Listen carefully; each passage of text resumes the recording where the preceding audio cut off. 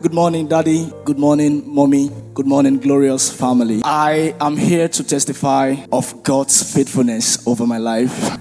I'm here to testify of the protection of God over my life. Yesterday, at about 11 a.m. in the morning, I was driving on Third Mainland Bridge. And then, all of a sudden, what I saw was a Tacoma truck just came. Only God knows where he came from. He swerved his hand and hit me by the side and threw me off my lane. I was driving on the second to the last lane towards the ocean. So he came from my own side, pushed me out of my lane. I went straight and hit the culvert of, the bridge. And then I don't know how I managed to swerve my hand off the culvert. And then the next thing I saw was there was a stationed bus, like a bus that was not moving. I think it got spoiled. And there were two men that were standing by the bus. So I cleared the bus until my own car stopped. I was in this car. I drove this car.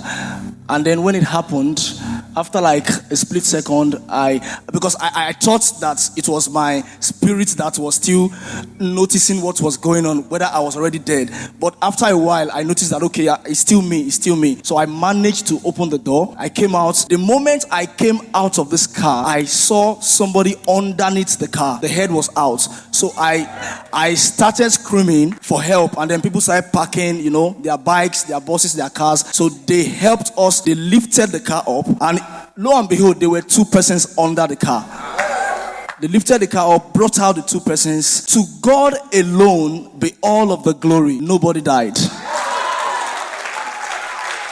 I was carrying two persons in the car. One of them sustained quite some amount of injury. The other one didn't have much injury. So when people were coming around, they were asking, sorry, who drove this car? Where is the driver? Is he alive? Because I was saying, I'm the one. They were wondering, how on earth is it possible for somebody to drive this car, have this kind of an accident, and then came out of the car unscratched?